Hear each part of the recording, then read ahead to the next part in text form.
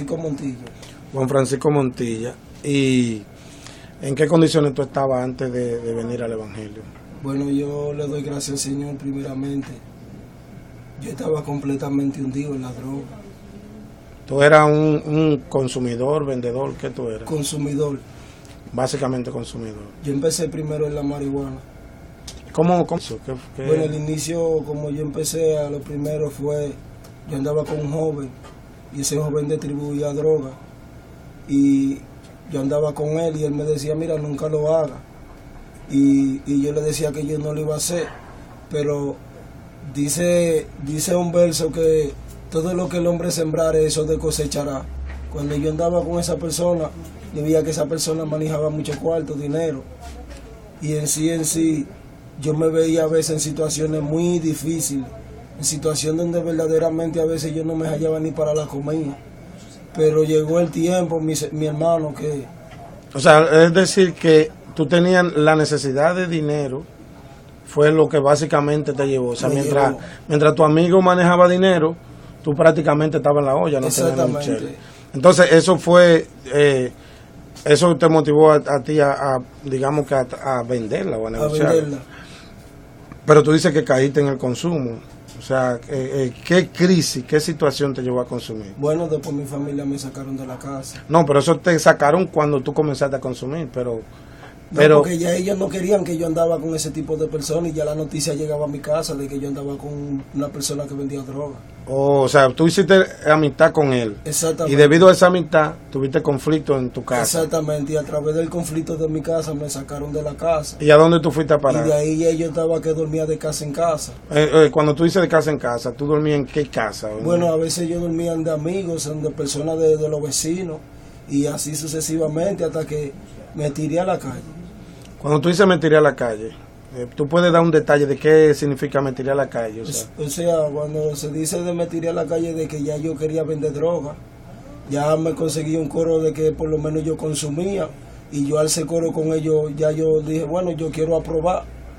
Y en ese coro empecé la marihuana. Después que empecé la marihuana, después ya yo sentía que la marihuana no me hacía efecto, entonces empecé a meter crack con hielo. ¿Y cómo fue, con qué frecuencia tú consumías de la marihuana? O sea, mensual, semanal.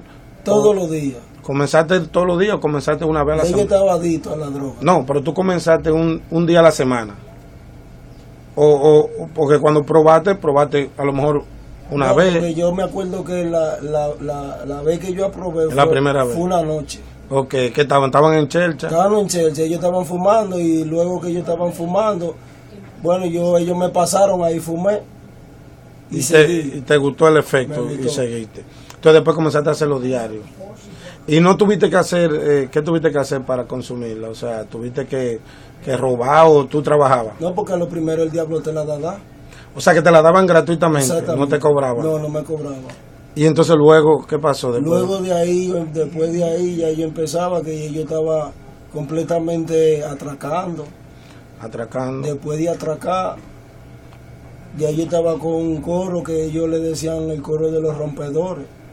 Esa gente tenían sus cizañas y ellos me decían, vamos para tal sitio, nos tiraban a diferentes sitios. Rompían. O sea, rompían paredes y cosas. Exactamente, y de ahí de que rompían, repartían el botín. Exactamente. Y de ahí compraban. ¿Y qué fue lo más alto que tú tuviste en ese mundo? O sea, manejando dinero, qué sé yo. Bueno,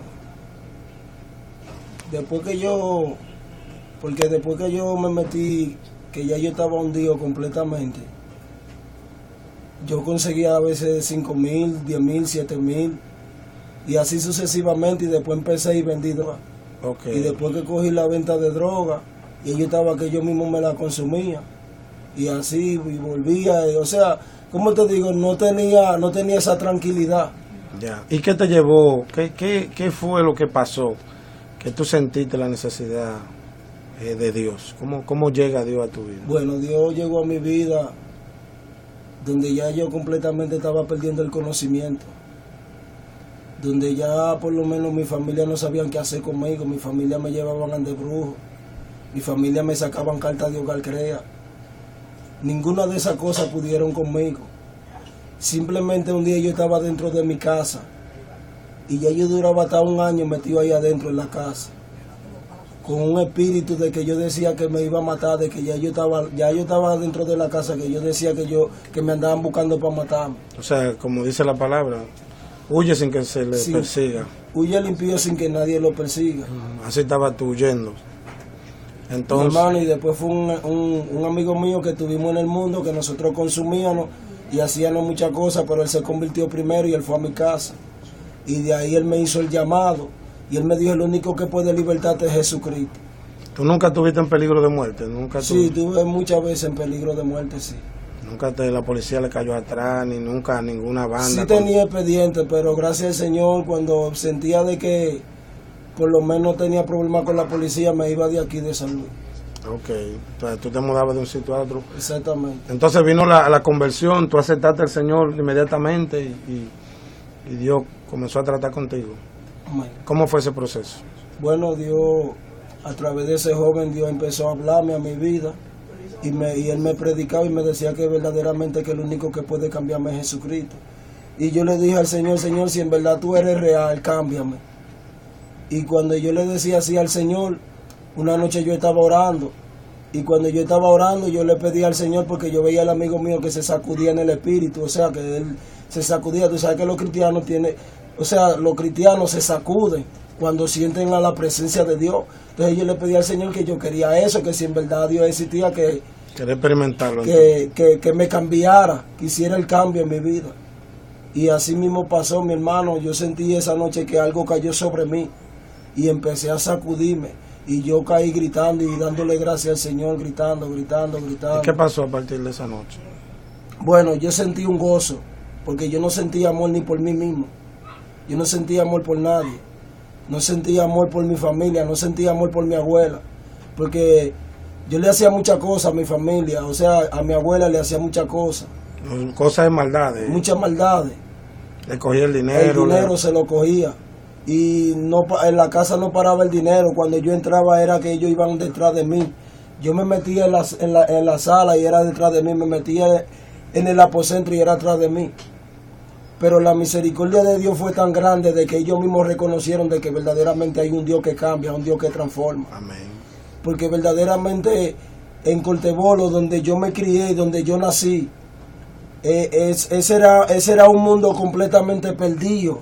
Un mundo completamente que los jóvenes no pensaban en trabajo, no pensaban en un futuro legal, sino en un futuro de droga, en un futuro de mafia, de delincuencia. De delincuencia. Pero hoy, por la misericordia de Dios, hay muchos jóvenes que Dios lo ha cambiado y Dios lo ha transformado. Amén. ¿Y cómo tú ves en el futuro cómo sería Cortebolo? Bueno, para mí ahora mismo yo me siento de que en Cortebolo van a salir los mejores evangelistas. Amén. Hombre transformado por el Espíritu Santo de Dios, no hombre con terapia humana, ni hombre capacitado humanamente, sino espiritual. Amén. Y lo espiritual es lo más grande y lo más poderoso. Amén. Hagamos una pausa aquí. Dios te bendiga. Amén.